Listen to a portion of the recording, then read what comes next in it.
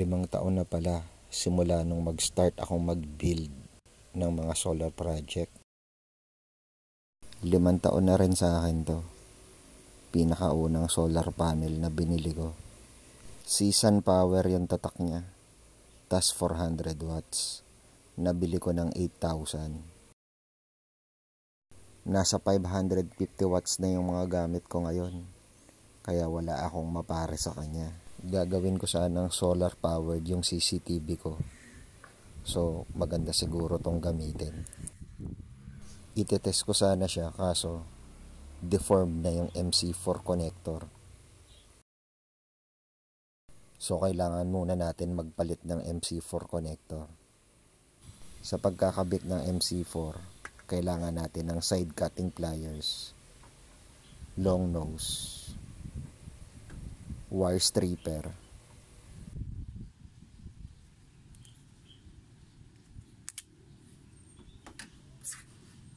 at crimping tool. Nabili ko lang ng second hand sa Japanese Okay itong crimping tool. Pero ang totoo, nasa 600 pesos yung brand niyan. Tapos China pa. Ito, maganda at maayos pa naman. Kahit luma, kayang-kaya niya pa rin mag-crimp. Kung wala naman kayong crimper, okay lang yun. Pwede kayong gumamit ng long nose or pliers. Make sure lang na hindi maluwag or basta-basta matatanggal yung crimp nyo.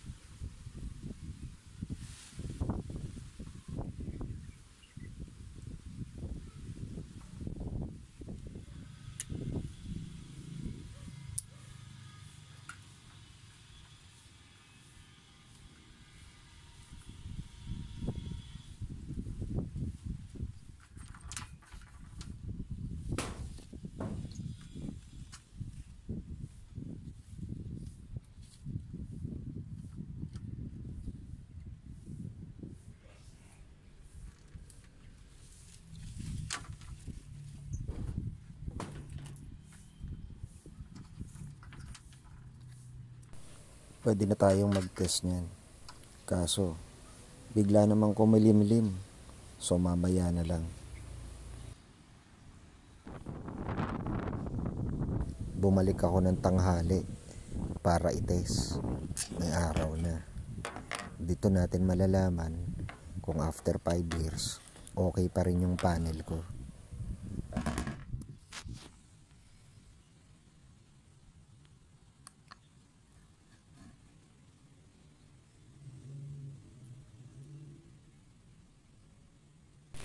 Ayos na ayos. 415 watts. Pwede pa. Shout out po pala kay Sir Rudy Valentin. Nasubukan ko na kanina nung makulimlim. 200 watts lang ang reading. Ito naman po ang reading pag partially shaded.